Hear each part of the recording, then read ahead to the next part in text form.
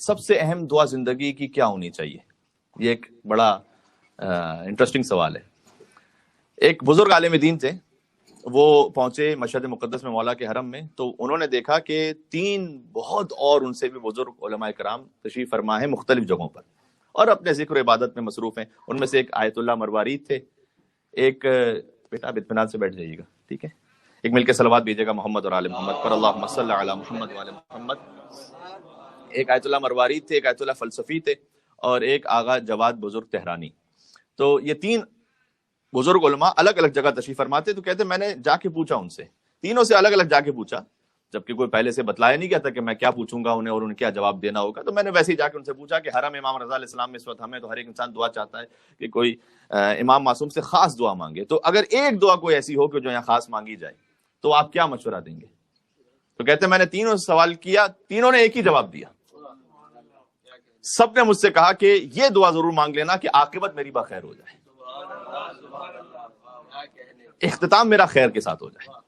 کہتے ہیں تینوں علماء نے چونکہ ایک جواب دیا تو ظاہر ہے کہ کانفیڈنس بڑھ جاتا ہے انسان کا، کیا یہ دعا بہت زیادہ اہم ہے. اور پھر میں جب واپس پلٹا کم میں، تو زمانے میں مرجع تقلید ہوتے تھے آیت اللہ گل پائگانی، تو میں ان کے پاس پہنچا ایک دن اور میں نے ان سے سوال کیا کہ آپ فرمائیے گا کہ سب سے اہم دعا کیا؟ تو انہوں نے بھی یہی جواب دیا، عاقبت بخیر ہو جانے کی دعا سب سے زیادہ ہے، سب سے زیادہ ہے کہ اختتام اچھا ہو جائے، ہمارا اختتام، نسلوں کا اختتام اچھا ہو جائے.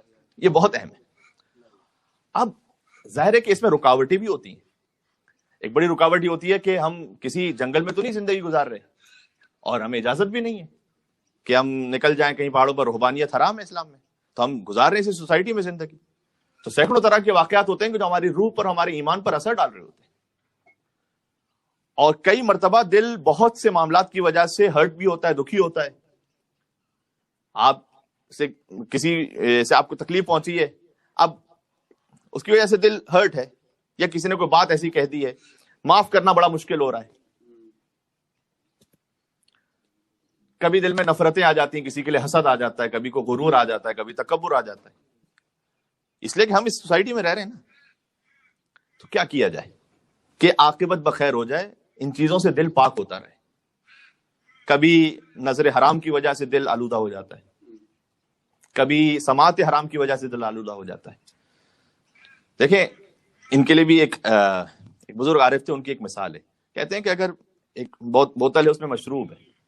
اب یہاں پر بوتل اور مشروب کا نام لیا جائے تو فوراً ایک ہی چیز ذہن میں آتی ہے. میں ویسے ایک عمومی مثال دے رہا ہوں. تو اگر اسے خالی کرنا ہے تو کیا کرنا ہے؟ اسے بہت سمپل سی بات ہے، کوئی راکٹ سائنس نہیں ہے. اسے یوں الٹ دیں گے تو خالی ہو جائے گی. اللہ تعالیٰ نے بعین ہی یہی نسخہ اپنے حبیب کے لیے بھی لکھا ہوا ہے قرآن میں، کہ اگر کسی قسم کی دل میں پریشانی اور سختی ہو جائے نا، دل کو الٹ دو. دل کو الٹ دینے کا نام سجدہ ہے. رک جاؤ، بات پہنچ رہی. میں تھوڑا سا اس کی وضاحت کرتا ہوں. ایک مل کے صلوات بھیجے محمد اور آل محمد. اللہم صلی علی محمد وعلی محمد.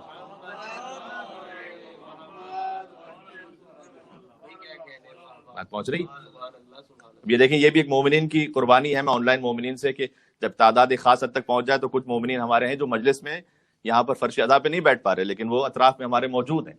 اس لیے کہ بہرحال ثواب میں تو امام حسین علیہ السلام نیت کو دیکھتے ہیں کہ جو گھر سے نیت سے چلا تھا کہ مجھے مجلس میں آ کے شرکت کرنی ہے، تو ہر ایک ثواب میں شریک ہے. یہ دل کو الٹ دینا، سے ہم نے کہا اس ظرف کو الٹ دے تو جو کچھ ہے اس ظرف سے اتر جائے گا. تو ویسے ہی اب دل کو الٹ دینے کا نام ہے سجدہ. آپ جھک جائیے، جو کچھ ہے غبار دل سے وہ نکل جائے گا. میں نے کہا یہ وہ نسخہ ہے کہ جو اللہ تعالیٰ نے اپنے حبیب کے لیے لکھا ہے. یہ وہ 3 آیات ہیں جو میں نے پڑھی آپ کے سامنے، سورہ حجر کی آخری 3 آیات ہیں، 97، 98، 99. اور اس میں ارشاد اقدس الہی ہے کہ وَلَقَدْ نَعْلَمُ أَنَّكَ يَضِيقُ صَدْرُكَ. اے حبیب ہم جانتے ہیں کہ آپ کا دل تنگ ہو جاتا ہے بہت سی باتوں سے. اب ظاہر ہے وہاں تو کوئی حرام یا گناہ کا تصور نہیں ہے. وہاں تو یہ کہ کسی نے کوئی حضور تو شب جمعہ کی مجلس میں عرض کر چکا ہوں، ان کے لیے حریص علیکم بالمؤمنین رؤوف الرحیم کا لفظ استعمال ہوا ہے، یعنی وہ مومنین کی اصلاح اور خیر کے لیے حریص ہیں. اتنا وہ خیر چاہتے ہیں، ان کے لیے یہ لفظ استعمال ہوا قرآن. اور یہ بھی اللہ تعالیٰ نے قرآن کریم میں کہا کہ تمہاری تکلیف سے وہ زحمت میں اور تکلیف میں مبتلا ہوتے ہیں، تمہاری تکلیف کا وہ احساس کرتے ہیں. تو حضور کئی مرتبہ تبلیغ کرنے کی کوشش کرتے تھے، اصلاح کی کوشش کرتے تھے، لیکن سامنے سے کبھی کوئی پتھر مار رہا ہے، کبھی کوئی کانٹے بچھا رہا ہے، کبھی کوئی تانا کس رہا ہے. تو دل تنگ نہ ہو جائے کہیں. تو وَلَقَدْ نَعْلَمُ أَنَّكَ يَضِيقُ صَدْرُكَ, اے حبیب ہم جانتے ہیں کبھی کبھار آپ کے دل پر کچھ باتیں بہت گراں گزرتی ہیں. بما یقولون, یہ جو لوگ باتیں کہتے ہیں نا وہ گراں گزرتی ہے. اور وہی بات کہ جو نے پتھر مارنے کی مثال دی, اس سے زیادہ سخت ہوتا ہے زبان کا زخم, کہ مرتبہ اس میں خاندانوں میں کتنی جدائیاں ہو جاتی ہیں 20 سالوں تک, 30 سالوں تک. تو کیا کیا جائے؟ فوراً آگے نسخہ بیان کیا, فسبح بحمد ربک.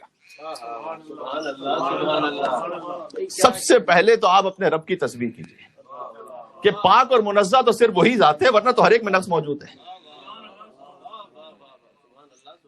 یعنی اگر کسی سے یہ ایکسپیکٹیشن ہے کہ نہیں ہمیں تو سے وہ معصوم والی ایکسپیکٹیشن ہے, وہ ایکسپیکٹیشن ہی غلط تھی. وہ تو سبحان فسبح بحمد ربک, سب سے پہلے تو کہیں پاک تو اسی کی ذات ہے, مجھ میں بھی نقص ہے اور ہر ایک میں نقص ہے. اور کروں کیا؟ وہ جو دل کو الٹ دینے والی بات ہے, فسبح بحمد ربک وکن من الساجدین. پھر آپ سجدہ کر لیجئے. یہ کوئی خاص مطلب کو پہنچا رہا ہے کہ اگر آپ کا دل کسی بارے میں تنگ ہے یا کسی مشکل میں ہے, آپ سجدہ کیجئے رب کی بارگاہ میں. تو سجدے میں مولانا صاحب میں کیا کہوں اپنے رب سے؟ یہی کہہ دو کہ میرا دل بڑا پریشان ہے اور تنگ ہے. اور اگر کچھ بھی نہیں کہنا آ رہا تو پھر یہی کہہ دو کہ پروردگار مجھے تو کہنے بھی نہیں آ رہا کچھ. یہی سجدے میں کہہ دو کہ پروردگار میں سجدے میں جھک تو گیا ہوں لیکن مجھے تو کہنا بھی نہیں آ رہا کہ کیا کہنا چاہیے. جو ہے آپ کے دل میں وہ کہہ دیجیے. وَقُم مِّنَ السَّاجِدِينَ وَاعْبُدْ رَبَّكَ حَتَّى يَأْتِيَكَ الْيَقِينُ. اور پھر رب کی ایسی عبادت, اللہ اپنے حبیب سے کہہ رہے ہیں, رب کی ایسی عبادت کر کہ یقین کی منزل ہو جائے. اب اس یقین کو آپ ہمارے اور آپ کے یقین سے نہ ملائیے گا. تو بہرحال خود اللہ سبحانہ وتعالیٰ کی جانب تو ہر ایک کا سفر جاری ہے, انکلوڈنگ سرکار ختمی مرتبہ, کیونکہ رب زدنی علما کی آیت اس بات کی دلیل ہے. پروردگار میرے علم میں اضافہ فرما. تو اگر گنجائش ہی نہ ہوتی تو یہ آیت کیوں ہوتی پھر کہ رب زدنی علما؟ وہ ان کی اپنے استعداد کے اعتبار سے, ہماری اپنی استعداد کے اعتبار سے. تو ایسی عبادت کر اپنے رب کی کہ یقین کی منزل تک پہنچ جائے. اچھا, یہ جو ہے نا دل میں غم پریشانیاں, یہ ہے سارا یہاں دنیا کا معاملہ.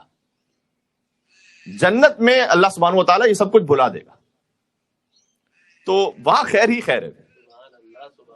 ایک شخص پہنچا صادق آل محمد کے پاس, مولا سے کہتا ہے کہ مولا اللہم صل علی محمد و علی محمد. ایک شخص سے کہا کہ جب تم جنت میں جاؤ گے تو اللہ ہر قسم کے غم تکلیف پریشانی بھلا دے گا. تو اس نے مولا سے پوچھا, روایت نقل بالمعنی ہے, مفہوم یہ, تو مولا سے پوچھا کہ مولا اگر زندگی کسی کی 50 سال 60 سال کسی کے دل میں ایک بات رہی ہے یا کوئی غم میں وہ رہا ہے, تو کیسے اللہ اس کے دل سے نکال دے گا؟ یہ کیسے ممکن ہے کہ وہ بھول جائے اس غم کو, ساری پریشانیوں کو بھول جائے, زندگی کی سب کچھ جو اسٹرگلز ہیں, جو کچھ مشکلات, سب اس کے دل سے نکل جائے, سکون اطمینان میں آ جائے؟ یہ کیسے ممکن ہے کہ اللہ بھلا دے؟ امام نے اس کی جانب دیکھا, کہ تیرا نام کیا ہے؟ کہتا ہے مولا پتہ نہیں, یاد ہی نہیں آ رہا. ارے کیوں یاد نہیں آ رہا؟ 70 سال تک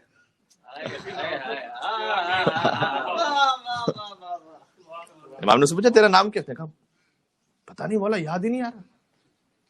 میرے بیوی بچے مجھے کس نام سے بلاتے ہیں, میرے والدین میرے دوست مجھے کس نام سے, میرا نام کیا ہے پتہ نہیں, یاد نہیں آ رہا. امام نے کہا یاد کر, تیرا نام ہے. تو نام تو سب سے بیسک بات, سب کو یاد ہوتا ہے. کاش میری بات پہنچ سکے. اللہ ایک مل کے صلوات بیتے صادق آل محمد امام جعفر صادق.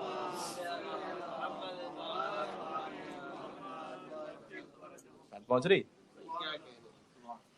امام نے کہا بس ایسے ہی اللہ تجھے ہر چیز بلا دے گا. کہا بولا بس مجھے یقین ہو گیا, میں ہلکان ہو رہا ہوں, مجھے نام تو میرا واپس یاد دلا دیجیے. اور امام نے پھر اس کی جانب دیکھا, اسے نام یاد آ گیا. امام نے کہا بس ایسے ہی اللہ بھلا دے گا تجھے ہر غم و پریشانی. یہ سورہ فصلت میں موجود ہے, ان الذین قالوا ربنا اللہ ثم استقاموا, جو کہتے ہیں کہ اللہ ہی ہمارا رب ہے, اس کے بعد استقامت بھی دکھاتے, تتنزل علیہم الملائکہ, ان پر ملائکہ نازل ہوتے ہیں, اللہ تخافوا ولا تحزنوا, اور ان سے کہتے ہیں کہ اب تم نہ کوئی خوف کرو نہ کوئی غم کرو, غم ختم ہو گیا. یہ قرآن میں موجود ہے, فقط روایت میں نہیں, سورہ فصلت میں موجود ہے کہ اب نہ کوئی غم کرو نہ خوف کرو. وابشروا بالجنۃ التی کنتم توعدون, اب تمہیں جنت کی ہم ایسی بشارت دیتے ہیں جس کا تمہیں اللہ نے وعدہ کیا تھا. جاؤ.